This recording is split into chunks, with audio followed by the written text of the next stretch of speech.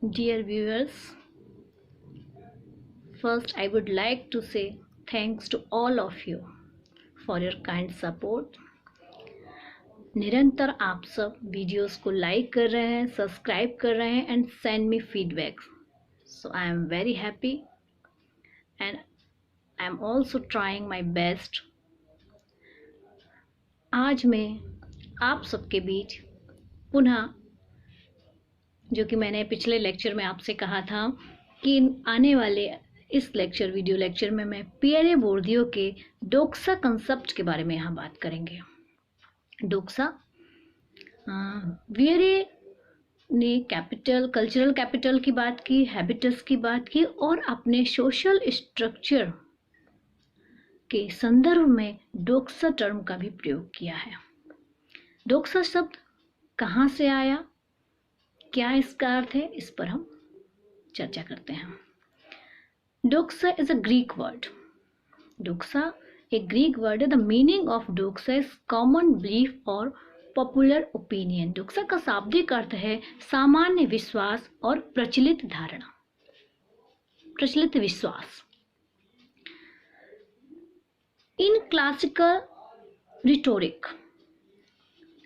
Rhetoric में शास्त्रीय जो कथन ग्रीक में जो प्रचलित है, जिसमें हम एरिस्टो, प्लेटो, सुकरात और इन सब की जो चर्चा करते हैं, उसके पूर्व भी जो प्रचलित कथन थे उसमें the word doxa is contrast with एपिस्टमी.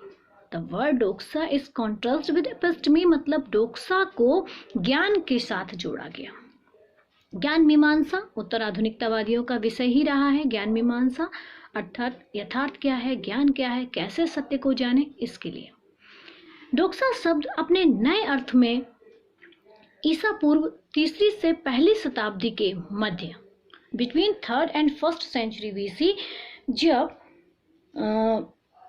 जो बाइबल हिब्रू, जिसको बिबिकल हिब्रू भी कहा गया है, बाइबल हिब्रू जो ओरिजिनल था उसका ट्रांसलेशन, अनुवादित उसको सेप्टुगेंट के रूप में किया गया. एक वर्ड आ रहा है सेप्टुगेंट. सेप्टुगेंट आप देखेंगे कि द ग्रीक ओल्ड टेस्टामेंट है या the Greek version of Bible Hebrew. Septuagint में जब उसको बाइबल हिब्रू को ट्रांसलेट किया गया, वहाँ ग्लोरी शब्द के लिए, ग्लोरी मीन्स यश, ग्लोरी शब्द के लिए डोक्सा का प्रयोग किया गया.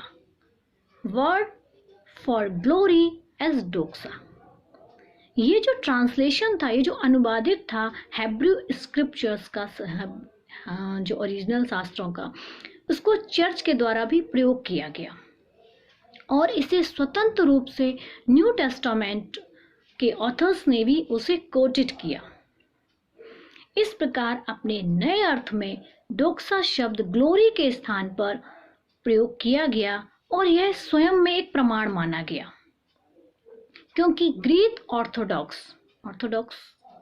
का मतलब रूढ़िवाद, अर्थात जिसे अधिकतर लोग माने, वहाँ ईश्वर की यश कीर्ति, उसके गुणगान, वर्शिप ऑफ गॉड और ग्लोरिफिकेशन से उसको जोड़ दिया गया और ये सच्ची सेवा के रूप में, ईश्वर की सच्ची सेवा के रूप में डोक्सा एक बड़ा विश्वास बन गया. इस संदर्भ में डोक्सा आम राय की अपेक्षा संपूर्ण चर्चों के द्वारा मान्य और ईश्वर की आराधना के विश्वास के रूप में अभ्यास और व्यवहार के रूप में प्रदर्शित हुआ. अभ्यास और व्यवहार यानी ईश्वर को ही सच्चा माना, ईश्वर की पूजा और भक्ति और उसके यश का गुणगान, गॉड के वर्शिप ही सच्ची है, सच्ची सेवा है और उसे डोक्सा कहा गया. अपने विविध अर्थों में आधुनिक टर्म में भी डोक्सा ही रिफ्लेक्ट होके न्यू टर्म्स आई, जिसे हम कहते हैं ऑर्थोडॉक्सी, हेट्रोडॉक्सी. ऑर्थोडॉक्सी इसी रूढ़िवाद, ऑर्थोडॉक्सी बना है, लास्ट में डोक्सा देख रहे हैं. रूढ़िवादी और हेट्रोडॉक्सी विरोधी या विधर्मी. डोक्सा शब्द को दर्शन, फिलॉसफी में और आप देखेंगे डेमोक्रेसी में भी प्रयोग किया गया है. समाजशास्त्र में भी उत्तर आधुनिक विचारों में पियरे बोर्दियो ने भी सामाजिक संरचना में डोक्सा शब्द की चर्चा की है, अपना कंसेप्ट दिया. N outline of the theory of practice, अभ्यास के एक सिद्धांत, जो इनकी एक फेमस कृति मानी गई है। अपनी सामाजिक संरचना की रूपरेखा में बोर्डियो किसी भी समाज में स्वीकृत या पूर्व में दी हुई चीजों के लिए डोक्सा शब्द का प्रयोग करते हैं। बोर्डियो के अनुसार डोक्सा वह विश्वास है, बोर्डियो के अनुसार डोक्सा वह अनुभव है जिसके द्वारा प्राकृतिक और सामाजिक शब्द ही सेल्फ एविडेंस या स्वयं में प्रमाण है। प्राकृतिक और सामाजिक शब्द ही जो पहले से बने हुए हैं और लोग उनको मानते चले आ रहे हैं, वो हमारे इतने अनुभव और विश्वास हैं। सामाजिक गतिशीलता भी डोक्सा द्वारा प्रभावित होती है। बोर्डियो कहते हैं कि समाज में कुछ कलाकृतियां होती हैं, उनके पीछे हमारे विश्वास होते हैं, उन पे मान्यता उनको मिली होती है, समाज में सामाजिक संरचना में उनको मान्यता मिलती है, और वो कलाकृतियां, विचार, विश्वास कैसे डोक्सा द्वारा मान्यता प्राप्त होते हैं, क्योंकि वास्तविक पदों के लिए उपयुक्त होने के कारण, वास्तविक पदों के लिए उपयुक्त होने के कारण डोक्सा विचारशील, विचार मतलब प्रगति, चेंज जो चाह रहे हैं, और सेवेल जो चीज़ें कही गई हैं स्रोत को सीमित कर देते हैं और व्यक्ति उससे आगे नहीं सोचता, उनका विरोध नहीं करता है। अपने एक इंटरव्यू में टेरी गैल्टन से जब डोक्सा अपना एक इंटरव्यू डोक्सा के संदर्भ में देते हैं, तब बोर्डियो इसे एक उदाहरण के माध्यम से समझाते हैं और वो कहते हैं कि स्कूलों में सामान्य विश्वास मत क्या होते हैं, मैंने एक कैसे डोक्सा सामाजिक संरचना को प्रभावित करते हैं और किस तरह डोक्सा सामाजिक संरचना में प्रचलित हैं। इसके लिए वो कहते हैं कि स्कूलों में शैक्षिक उपलब्धि के रूप में क्या मान्यता है। वह यह प्रश्न छात्रों से करते हैं। निचले स्पेक्ट्रम में, शैक्षिक स्पेक्ट्रम के निचले स्तर पर जो छात्र होते हैं उनसे पूछा गया कि शैक्षिक उपलब्धि के रूप में स्कूल में क्या आपका योगदान है, आप किसे अच्छा मानते हैं।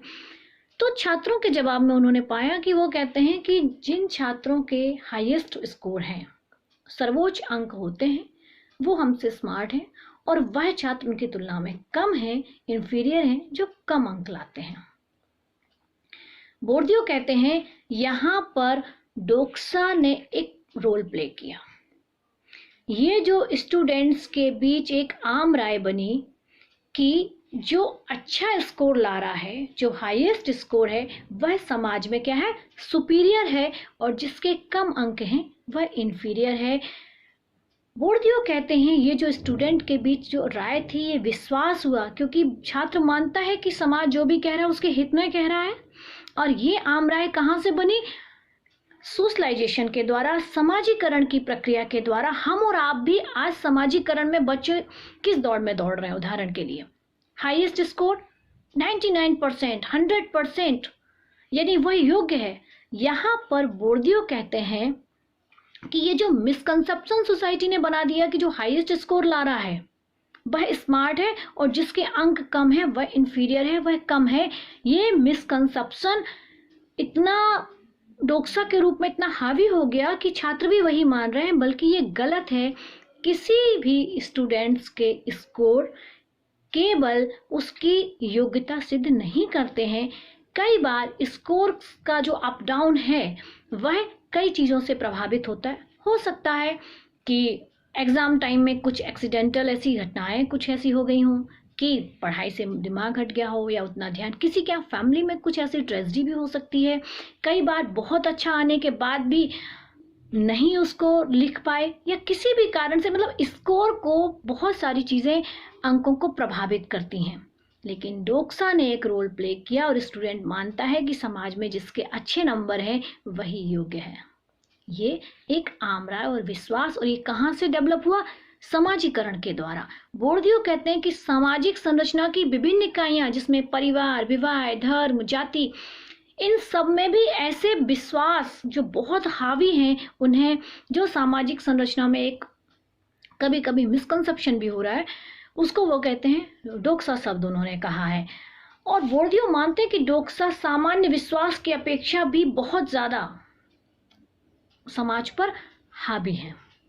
ऐसे ही आप देखेंगे कि जब वो डोक्सा की चर्चा करते हैं तो अपने आसपास इर्द गिर्द सामाजिक संरचना में हमें ऐसी कई विचारधाराएं, विश्वास, कलाकृतियां जो डोक्सा शब्द को उन्होंने परिभाषित किया है, हावी हैं, सामाजिक संरचना में स्थापित हैं। आई होप कि आप सबको ये शॉर्ट सा लेक्चर था डोक्सा पर, ये समझ में आया होगा। और मैं अपने अगले लेक्चर में थोड़ा सा आपसे वेस्टर्न फिलॉसफी की बात करूंगी, पाश्चात्य दर्शन, तत्व मीमांसा, ज्ञान मीमांसा के बारे में। क्योंकि जब हम पोस्ट मॉडर्न थिंकर्स को पढ़ते हैं तो आप देखेंगे कि इन शब्दों का प्रयोग बार बार आता है, और मैं चाहती हूँ कि पहले हम इन शब्दों को भी बहुत अच्छे से समझ लें। आज के लिए इतना ही काफ़ी है। धन्यवाद। इसी तरह वीडियोस को लाइक करिए, सब्सक्राइब करिए, और आपको आपके विषय से संबंधित और भी जानकारियाँ मिलती रहेंगी। Stay home, stay safe.